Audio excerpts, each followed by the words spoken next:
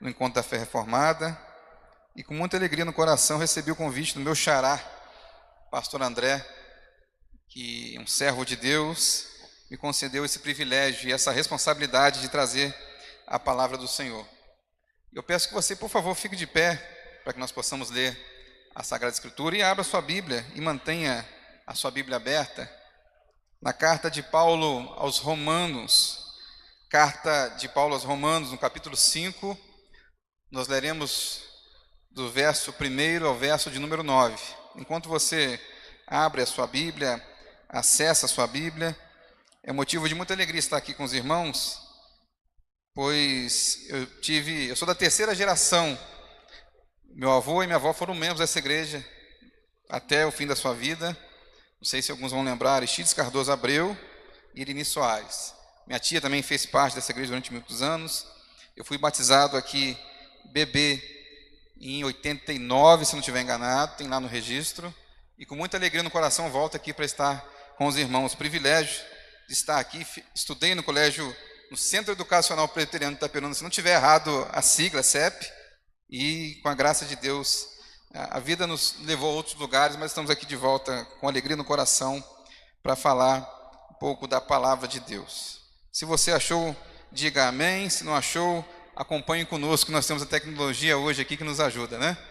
Diz assim a palavra de Deus: justificados, pois, mediante a fé, temos paz com o nosso Senhor Jesus Cristo, ou por meio do nosso Senhor Jesus Cristo, por intermédio de quem obtivemos igualmente acesso pela fé a esta graça na qual estamos firmes e gloriamo-nos na esperança da glória de Deus.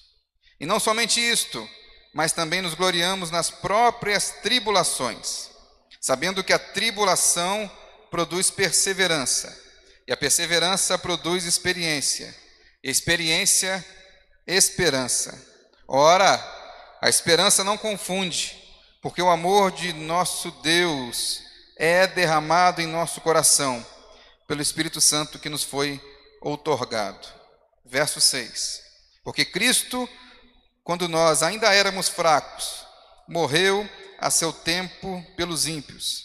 Dificilmente alguém morreria por um justo, pois poderá ser que pelo bom alguém se anime a morrer.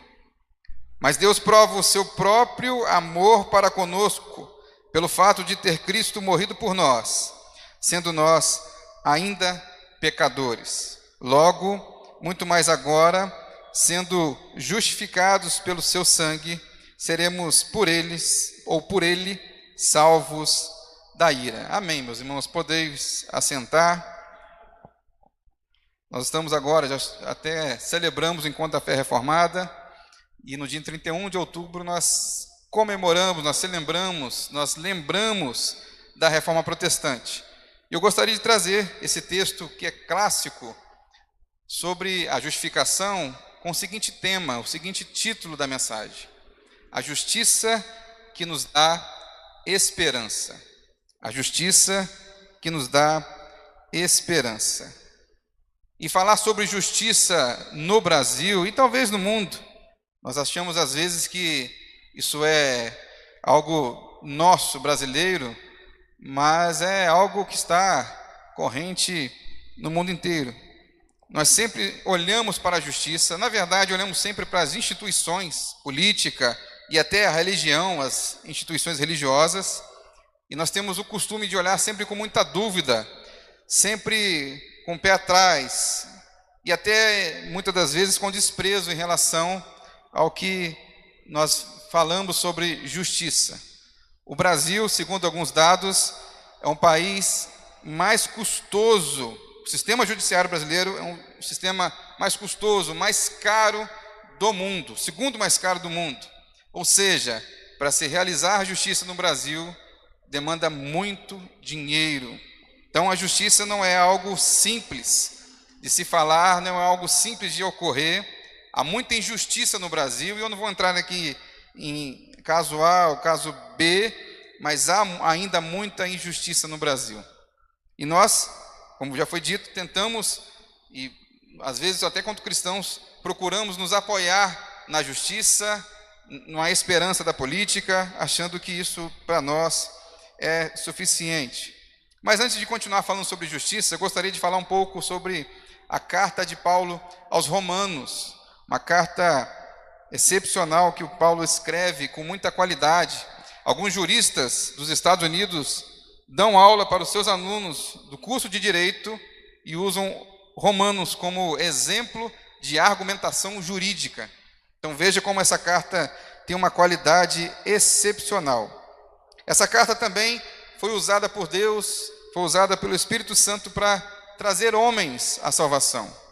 Um exemplo que eu vou citar primeiramente é do Agostinho de Hipona, um homem que viveu do ano de 340 a 430 depois de Cristo. Agostinho de Hipona vivia uma vida totalmente devassa, totalmente distante de Deus. E, tendo contato com alguns cristãos, ele começa a ter acesso à Escritura. E ao ter acesso a essa Escritura, num determinado momento, ele lê, ou melhor, ouve de um vizinho a seguinte expressão: toma, lê, toma e lê. E ele lê Romanos 13, verso 13 e 14. Pelo contrário, revistam-se do Senhor Jesus Cristo e não fiquem premeditando como satisfazer os desejos da carne. É interessante que a experiência de conversão de Agostinho se dá ao lembrar que na casa dele tinha um pé de pera, uma pereira, e nesse pé tinha peras mais lindas do mundo. Mas na casa do vizinho tinha pera também, e ele fazia questão de ir na casa do vizinho roubar peras. Ele usa esse exemplo para dizer, para falar, para exemplificar sobre a maldade que estava no seu coração, o desejo de fazer o mal, o desejo de pecar que estava intrínseco no seu coração. E tem um trecho que está escrito nas Confissões de Agostinho que diz assim: olha, eu quis roubar e o fiz não por necessidade, mas por falta de justiça e aversão a ela, por excesso de maldade. Roubei de fato coisas que já possuía em abundância e da melhor qualidade, e não para desfrutar do que roubava, mas pelo gosto de roubar, pelo pecado em si. Alguns comportamentos são característicos do pecado, e o pecado está na humanidade desde Adão e Eva. Mas Agostinho, após receber a Jesus, após ter essa experiência tão especial de conversão, se tornou um grande pai da igreja, um grande pastor, e influenciou Lutero, influenciou Calvino e tantos homens na história da igreja. Eu gostaria também de falar sobre Lutero, que era um monge agostiniano. Ele fazia parte da ordem de Agostinho, a ordem monástica, naquele momento, na Igreja Católica Apostólica Romana. E Lutero, um monge alemão, vivia o tempo todo se flagelando, e se flagelando de fato, pegando alguns chicotes e se flagelando, tentando aplacar o pecado que tinha no seu coração, tentando matar a carne, o desejo carnal, achando que com isso ele satisfaria o desejo de Deus e seria um bom homem, um homem cristão correto.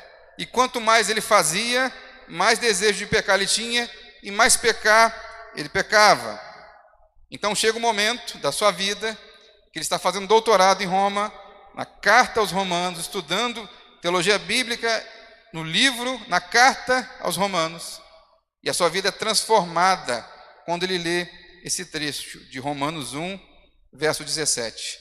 Porque no Evangelho é revelada a justiça de Deus, uma justiça que do princípio ao fim é pela fé, como está escrito: o justo viverá pela fé.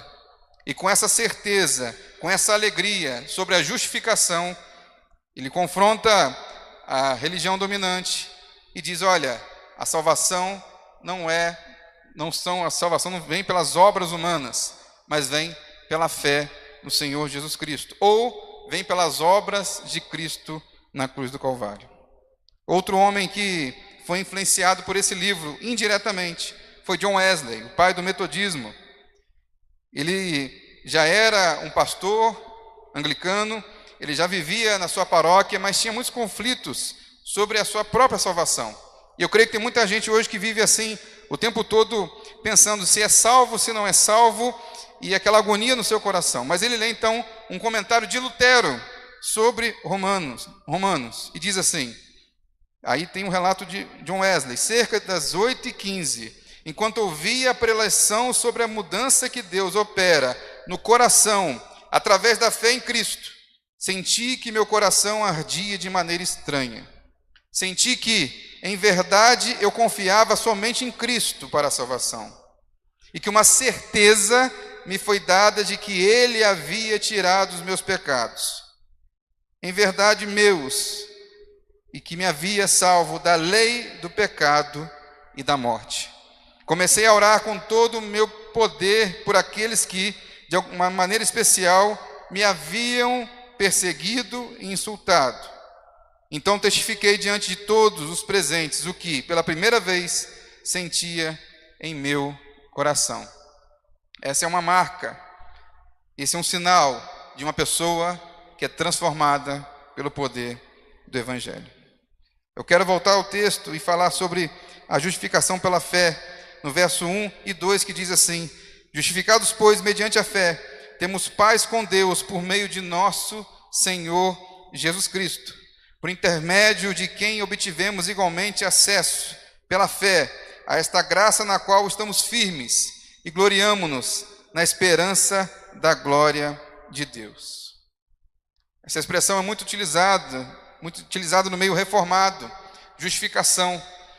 Mas às vezes nós ouvimos as expressões e não paramos para entender o que é de fato a justificação, o que é o ato de Deus justificar a mim e a você, o ato de Jesus Cristo, através do seu sacrifício na cruz do Calvário, trazer expiação, expurgar, jogar no mar do esquecimento os nossos pecados. A justificação tem a ver com a questão jurídica, é a ideia de que nós vemos na Bíblia de um tribunal, onde o Deus Todo-Poderoso julgará a todos, e nesse seu juízo, ele olhará para o pecado e condenará os homens, exceto aqueles que o advogado, como diz 1 João 2, verso 1, Jesus Cristo, trouxer-lhe o salvo-conduto da morte vicária, da salvação através da cruz do Calvário. Esses sim serão salvos. Esses sim serão declarados justos. É algo que nós, do nosso ponto de vista moral, nós não entendemos, nós não conseguimos entender e muitas das vezes nós não conseguimos aceitar. E muitas das vezes até nos surpreendemos com pessoas que são salvas.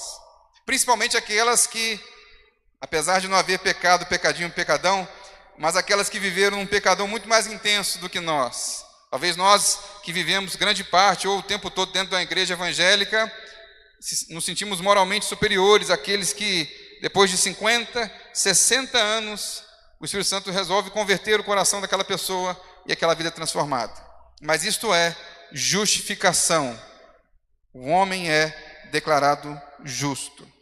E como nós podemos ser declarados justos ou justificados? Através do sacrifício redentor do Calvário. Um grande pregador, que eu tenho muito respeito e admiração, inclusive pela sua história, pela sua biografia, chamado Martyn Lloyd-Jones. Ele pregou durante 40 anos na capela de Westminster, na Inglaterra, deixou a medicina, sendo já médico, deixou a medicina, inclusive médico da rainha, naquele tempo.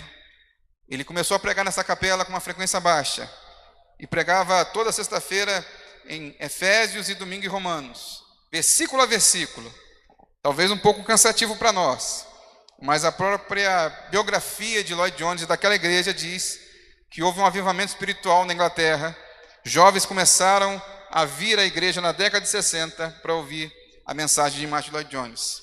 E ele diz assim sobre justificação: a justificação pela fé significa que, apesar do que você é, Cristo morreu por você.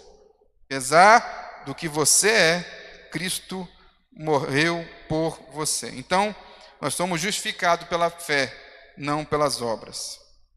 Um pastor de origem batista chamado Albert Moller Jr. diz: nós somos justificados pela fé somente, salvos pela graça somente e redimidos dos pecados por Cristo somente. Moralismo produz pecadores potencialmente melhor comportados. Moralismo produz pecadores potencialmente melhor comportados. O Evangelho transforma pecadores em filhos e filhas adotadas ou adotados por Deus. O corretivo para o moralismo vem direto do apóstolo Paulo, quando ele insiste que o homem não é justificado pelas obras da lei, mas pela fé em Jesus Cristo. Sobre esse termo, justificação, eu gostaria de fazer uma pergunta para você. Você tem certeza da sua salvação? Parece óbvio, nós estamos aqui, membros da igreja, batizados, professaram a sua fé, mas é muito comum ouvir relatos de pessoas que estão na igreja há anos e vivem com essa dúvida se são ou não salvas em Cristo Jesus. Se você é salvo em Jesus, se você entende a mensagem do Evangelho, se você entende que é um pecador e que precisa de salvação, e se você todo dia busca se arrepender e confessar os seus pecados e procura não pecar, você é um salvo em Jesus e você pode dormir tranquilo com essa certeza. É algo caro, é algo nobre a nós.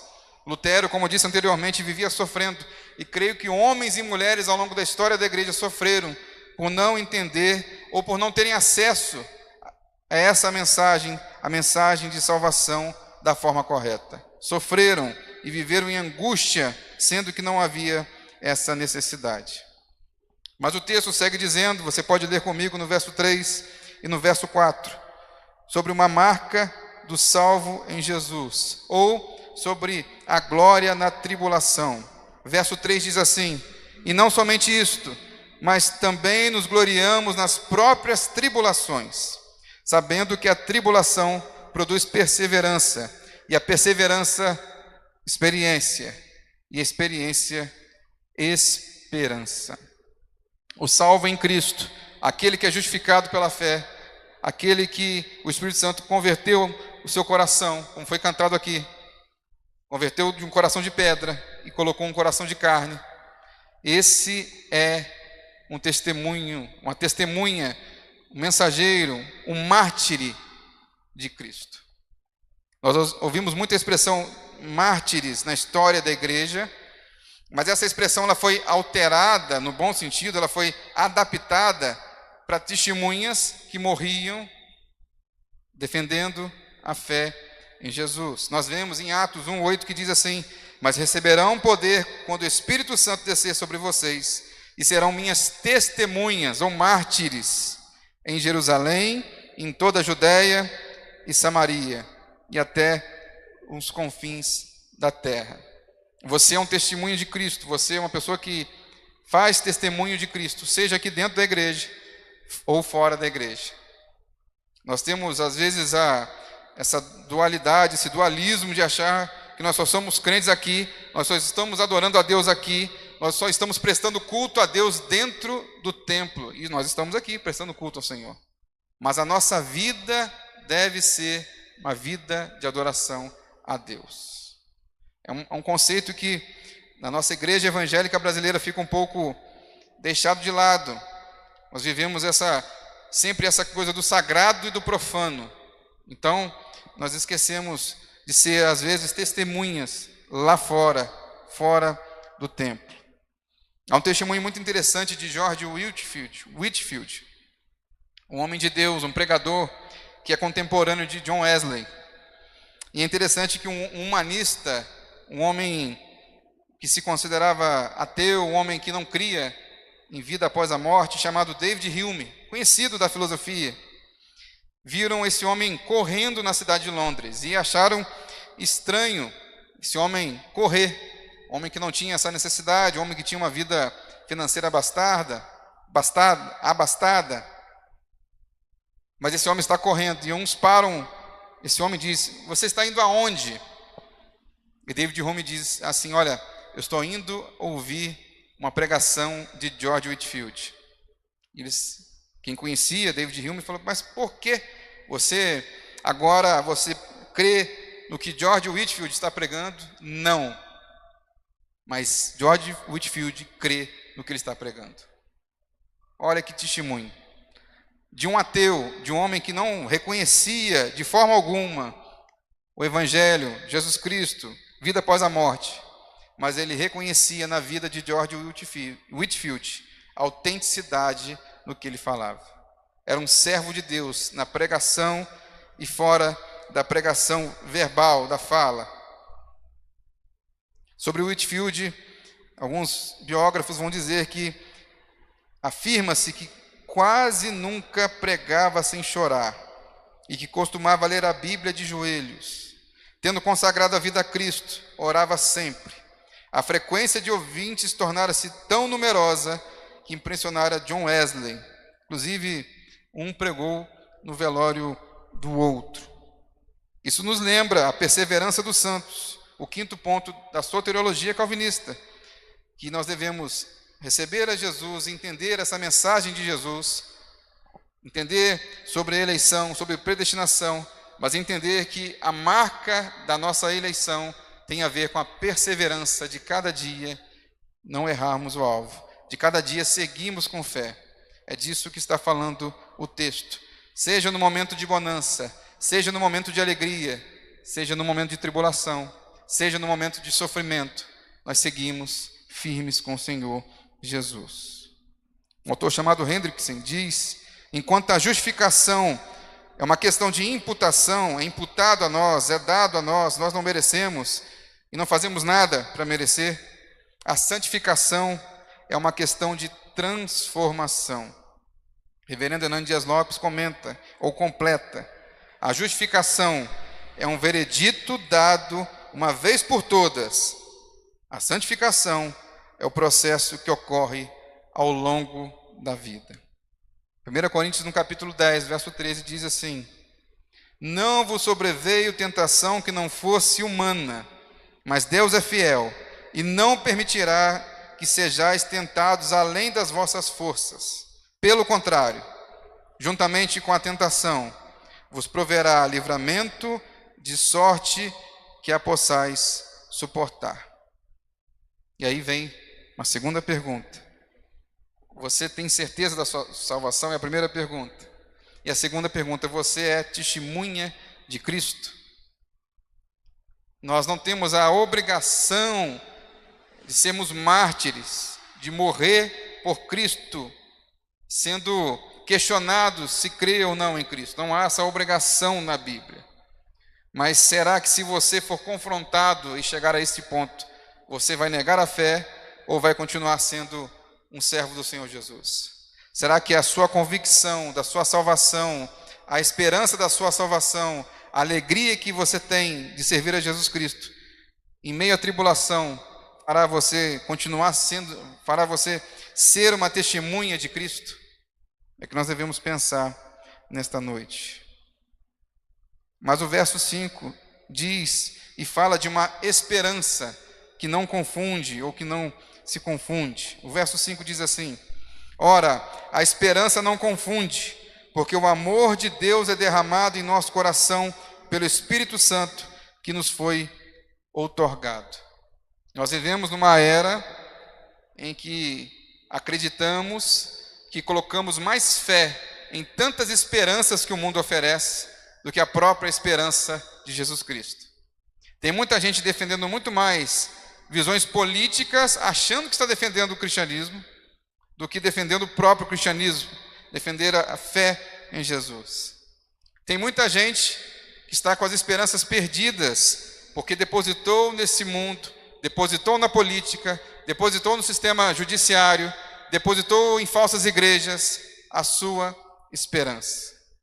E tem muita gente se frustrando, tem muita gente até abandonando a caminhada, tem muita gente que infelizmente está entrando até em casos de depressão, porque está depositando a sua vida, a sua esperança em algo errado. O jovem rico, nós vemos no texto, ele é um homem que seguia toda a lei, todos os costumes, mas depositava a sua esperança no dinheiro. Achava que o dinheiro seria a causa suficiente para que ele não fosse preso, para que ele ou para que ele não passasse fome, miséria, mas nunca quis depositar a sua esperança em Jesus e ele foi embora. São várias as esperanças do nosso tempo. Uma carreira de sucesso, uma carreira profissional, e tem gente e não sou contra o trabalho e estudar, pelo contrário, mas tem gente que deposita tanto a sua fé, a sua esperança naquela carreira profissional, que se por um acaso aquela pessoa fracassar, ela se desespera e larga tudo, abandona a fé. Essas são as esperanças que o mundo está nos oferecendo. Mas a Bíblia diz em Salmos, no capítulo 20, verso 7, alguns confiam em cavalos ou carros, outros em cavalos, mas nós confiamos no nome do Senhor, o nosso Deus. Salmos, capítulo 20, verso 7. Mesmo tendo corrupção e opressão dos governos, o justo permanecerá firme. É interessante que você olha o cristianismo de uma forma global, mundial, e percebe o crescimento nos países em que existe a maior perseguição. Nos países em que o cristianismo não é nem tolerado, a igreja cresce e floresce. E em muitos países que há muita liberdade religiosa, liberdade para professar a fé, inclusive a fé cristã, está acontecendo um declínio. Eu creio que quando nós estamos em perseguição, e não estou desejando isso para nós, mas quando nós estamos sendo perseguidos pela nossa fé, nós ficamos focados em Jesus e não nos distraímos com qualquer coisa que aparece, com qualquer movimento que aparece, com qualquer situação política que aparece. Nós ficamos focados em Cristo. 1 Reis, no capítulo 19, verso 18. Deus falando a Elias, que passou por um momento de angústia, porque viu e achou e depositou a sua esperança após matar 450 profetas de Baal. Ele achou que o rei Acabe o colocaria como profeta da corte, que ele seria exaltado e que ele andaria com o rei Acabe e que Jezabel seria morta. Mas isso não acontece. E a esperança de Elias, que estava no poder, no meu ponto de vista, no poder político, na influência política, de deixar de ser um profeta da oposição, se tornar um profeta da corte do rei, ele se frustra, vai para uma caverna e se esconde. E acha que ele é a única pessoa capaz de salvar o povo de Deus, a única pessoa capaz de restaurar a religião verdadeira do povo de Deus. E Deus diz a Elias: olha, Elias, você está muito enganado. Também conservei em Israel 7.000, todos os joelhos que não se dobraram a Baal, e toda a boca que não o beijou. 1 Reis 19, 18. Deposite a sua esperança em Jesus. Saia daqui com o coração alegre, renovado, sabendo que esse mundo, tudo desse mundo vai passar.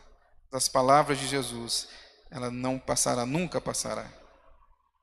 Mas temos também o verso 6 e o verso 7, que fala da substituição penal. Diz assim: porque Cristo, quando nós ainda éramos fracos, morreu a seu tempo pelos ímpios. Dificilmente alguém morreria por um justo, pois poderá ser que pelo bom alguém se anime a morrer. Um homem chamado Jerome, um francês, segundo o Google, é considerado o homem que tem a maior dívida no seu CPF do mundo. Ele deve a um banco suíço cerca de 6,3 bilhões de dólares. Ele foi condenado por fraude e abuso de confiança. E a dívida milionária ou bilionária é o valor que ele deve reembolsar ao banco. Ele tem uma dívida milionária, do ponto de vista financeiro. Mas eu e vocês, nós temos uma dívida impagável perante a Deus. Impagável. Eu gostaria de lembrar do sacrifício de Isaac, que acontece em Gênesis, quando Deus fala a Abraão para subir ao Monte Moriá e fazer um sacrifício.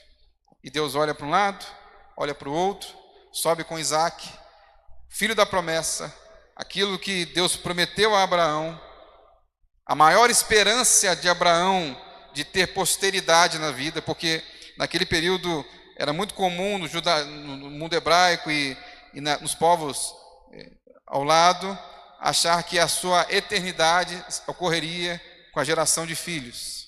Então a esperança da eternidade de Abraão, do ponto de vista daquela cultura, era que Isaac desse filhos e netos e bisnetos. Mas Deus coloca em xeque a esperança de Abraão ao levar Isaac e não ter visivelmente nenhum cordeiro. Mas Deus provê um cordeiro agarrado com chifre no arbusto, conforme está escrito em Gênesis, no capítulo 22, verso 13. Abraão ergueu os olhos e viu um carneiro preso pelos chifres no arbusto. Foi lá, pegou e o sacrificou como holocausto em lugar do seu filho. Era para Isaac morrer naquele sacrifício. Era para mim e para você, para nós morrermos e vivermos, ou melhor, nem vivermos, estarmos na morte eterna, na separação total de Deus. Mas Cristo veio a este mundo como Cordeiro Pascal, como sacrifício último. Por isso não há mais necessidade de sacrifício. Em Hebreus, no capítulo 9, verso 22, diz que sem derramamento de sangue não há remissão dos pecados. Mas Cristo se ofereceu por nós e se tornou o nosso sacrifício.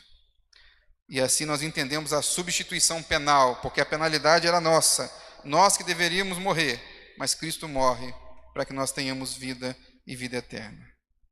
Saiba que não foi pelo seu mérito, mas pelo mérito de Cristo na cruz do Calvário. Que rica mensagem, meus irmãos, que rica mensagem é a mensagem do Evangelho, uma mensagem de esperança, uma mensagem que não se confunde com nenhuma dessas esperanças que o mundo oferece, é a mensagem de salvação e de vida eterna. Mas é necessário falar como o apóstolo Paulo falou aqui, e no verso 8, no verso 9, que diz, estamos sendo salvos de quê? E você pode acompanhar comigo o verso 8 e o verso 9. Mas Deus prova o seu próprio amor para conosco pelo fato de ter Cristo morrido por nós, sendo nós ainda pecadores. Logo, muito mais agora, sendo justificados pelo seu sangue, seremos por ele salvos da ira. Nós devemos estar alegres, com o coração feliz pela nossa salvação. Mas também devemos pregar e falar sobre arrependimento, sobre mudança de vida e sobre a existência do inferno para aqueles que não recebem a Jesus, que não são salvos por Jesus. Eu me lembro que está muito em voga agora uma teologia chamada teologia coaching. E eu não tenho nada contra o uso do coaching, dos métodos de coaching, para a pessoa que quer emagrecer, para a pessoa que quer estudar mais, para a pessoa que quer desenvolver alguma atividade e que tem dificuldade. Eu não sou contra isso. Mas quando coloca o coach dentro da teologia e coloca a força humana, a capacidade humana, o desempenho humano, dizendo, olha, é você que é importante, é você que, em alguns casos até equiparam a Deus, vocês são como se fossem deuses, dignificando o homem e vivendo muito as questões terrenas, vivendo muito os propósitos terrenos, vivendo uma vida melhor, construir uma casa melhor, uma família melhor, se esquecendo da realidade eterna da salvação. Para mim, essa teologia ela vai desviando o foco da mensagem do Evangelho. É muito comum, ao estudar no Brasil, algumas configurações históricas, desde a década de 60, que a confissão positiva faz no meio da igreja, e de várias igrejas, meus irmãos, não é só as igrejas neopentecostais. Não se iluda achando que só nessas igrejas você vai encontrar confissão positiva. A confissão positiva foi criada nos Estados Unidos, da ideia de dizer que você é um homem capaz, competente, uma releitura da Bíblia completamente distorcida, e começa na década de 60 com curas e milagres. E eu não sou contra a cura, creio que Deus cura até os dias de hoje, mas coloca a ênfase de que se você não for curado, você não tem fé suficiente. Se você não for curado de uma doença, você não ofertou de forma correta. Se você não foi curado, você ainda está em pecado. E essa teologia da confissão positiva da cura e milagres permeia o Brasil na década de 60 e um pouco da década de 70. O povo estava com dificuldade de saúde, não que hoje nós tenhamos uma saúde de excelência, mas naquela época havia uma dificuldade maior. Então, esses pastores, ao verem a sociedade, verem demandas da sociedade, começam a ver e perceber um êxodo rural. E esse êxodo rural, as pessoas saindo da zona rural, indo para cidades e tendo que ganhar a vida e tendo que construir as suas famílias, construir finanças. Então chega a teologia da prosperidade, botando Deus como um servo, como o homem da lâmpada mágica, o gênio da lâmpada, em que você esfrega a lâmpada e ele satisfaz todos os seus desejos. Então, se você der uma quantidade, Deus vai lhe retribuir com outra quantidade. Isso vai chegando no Brasil, vai crescendo no Brasil. Chega um ponto que o Brasil tem uma certa estabilidade econômica, com as suas variações, mas você consegue ver pessoas que vieram da pobreza, seus pais, e hoje conseguem ter uma casa, um carro, uma casa própria, uma família estruturada, mas esse homem, essa mulher, senta no sofá no domingo à noite e pensa: olha, eu não sou realizado, eu não sou satisfeito, está faltando algo em mim. E aí entra a teologia coaching para tentar mudar a mente humana e dizer que você é o suprassumo de tudo, que você é muito especial e que Deus tem que realizar todos os desejos do seu coração. Essa é a teologia coaching. É uma teologia que vai se adaptando ao mercado, às demandas do mercado. Sucesso, vida plena, mas nada de falar sobre o pecado e a ira de Deus. Tem um sermão chamado Pecadores nas Mãos de um Deus Irado. Talvez você já tenha ouvido falar desse sermão, de um pastor chamado Jonathan Edwards. Esse sermão foi pregado no século XVIII.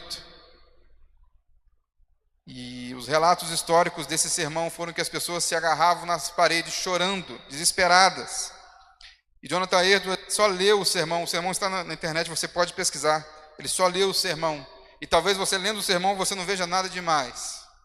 Mas ele fala sobre o pecado e sobre a ira de Deus.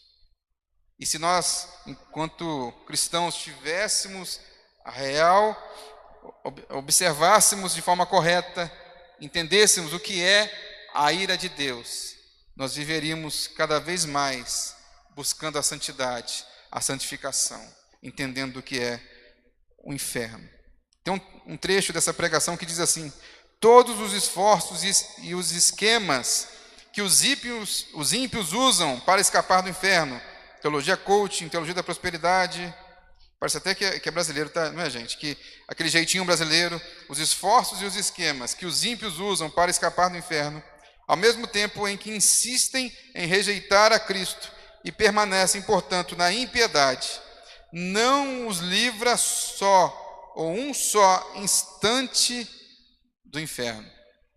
Apesar de termos a alegria da salvação, precisamos sempre nos lembrar do que fomos libertos. Eu gostaria de encerrar com um testemunho muito lindo, que nós ouvimos no encontro no Rio de Janeiro. Estava até com o pastor André e outros irmãos aqui de Itaperuna, em que o Tim Keller, um grande pastor e pregador presbiteriano, fala de um testemunho de uma menina que trabalhava numa empresa relacionada a Hollywood, uma empresa cinematográfica. E ela comete um erro nesse processo, nesse trabalho dela. E tudo indica que esse erro que ela cometeu levará à sua demissão. Ela será demitida. Então, o tempo passa, ela fica nessa angústia toda, mas chega a mensagem dizendo que o erro foi corrigido e que ela continuará na empresa trabalhando. E depois de receber a boa notícia de continuar com o seu emprego, ela fica pensando o que aconteceu e procura seu chefe, seu supervisor, para esclarecer essa questão. E ele diz que está frequentando a igreja presbiteriana Redentor, lá dos Estados Unidos, lá de Manhattan, e ele entendeu a mensagem do Evangelho, e ele assumiu toda a culpa e o risco e o erro de que aquela menina tinha cometido, entendendo a graça, a mensagem do Evangelho, a mensagem da justificação. Ela chorou e depois se alegrou e começou a frequentar essa igreja junto com esse homem. É isso que a justificação produz em nosso coração. Transformação de vida. Transformação de vida. Nós lemos e vemos o exemplo dos morávidos, homens que oraram durante 100 anos por um avivamento na história da igreja e que levaram missionários aos 4 cantos do mundo, inclusive missionários que foram vendidos como escravos na Índia, sabendo que seriam missionários lá, mas que nunca voltariam para os seus lares, pois eram escravos. Gente comprometida com o Evangelho. Gente que entendeu a justificação, entendeu a salvação, e sua vida foi transformada. Eu gostaria de encerrar esse texto perguntando de novo, se você tem certeza da sua salvação. Reflita no seu coração nesta noite, e saia com alegria, entendendo que se você está aqui, e se você entendeu a mensagem do Evangelho, você não precisa ficar mais angustiada, dia após dia, achando se é ou não salvo em Cristo. Eu já vivi parte disso na minha infância, e é horrível. Tenha essa certeza da salvação. A segunda pergunta que eu lhe faço nessa noite é se você é testemunha de Cristo, se você está testemunhando do Evangelho de Jesus lá fora, se você vive uma vida que agrada ao Senhor, se você vive uma vida de adoração fora das 4 paredes do templo. E se você disse sim a essas 2 perguntas, você não confunde a esperança. Com certeza, você não confunde a esperança. Você não está depositando a sua confiança em questões passageiras, humanas, mas entendeu a mensagem do Evangelho, entendeu sobre a justificação, está seguindo firme com Cristo. Que apesar das lutas, apesar do sofrimento, apesar das tribulações, você segue com Cristo e não desgarrará, não sairá dos braços do Senhor. Eu quero orar por você. Quero que você, por favor, fique de pé, aqueles que puderem. E fazer, se for o caso, você aí mesmo no seu banco, se você está com essa dúvida, pedir ao Senhor, como está em Salmo 51:10, que Davi pediu ao Senhor, a alegria da salvação. Porque às vezes nós passamos por um momento de tribulação, e nós somos humanos, e nós fraquejamos, e nós erramos, e nós temos dúvidas, porque nós somos seres humanos. Mas que você saia dessa noite, saia daqui, nessa noite, com a alegria da salvação, como Davi pediu em tantos momentos de angústia no seu coração. Deus Santo, Deus bendito, Deus triuno, Deus todo-poderoso, rendemos graças a Deus pela Tua poderosa palavra, que falou aos nossos corações.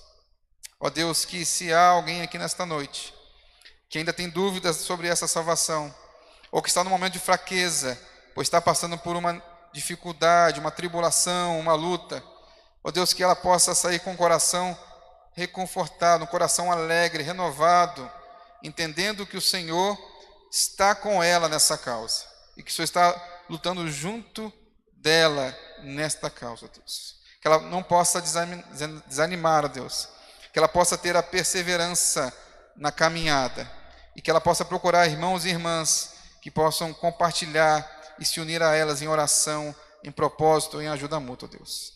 Senhor Deus, que o Senhor esteja abençoando essa igreja abençoada, amada por Ti, ó Deus. Que o Senhor floresça, de acordo com a Sua vontade, a membresia cada dia mais. Que o Senhor floresça as nossas igrejas de Itaperuna, ó Deus, de pecadores arrependidos, convertidos pelo Teu Santo Espírito, que necessitam do Senhor, ó Deus. Abençoe a liderança dessa igreja. Eu Te agradeço e Te louvo pelo privilégio de falar da Tua poderosa palavra. No nome de Jesus que eu oro. Amém e amém. Vamos então empreitar. Pastor André chegou. Pastor presidente.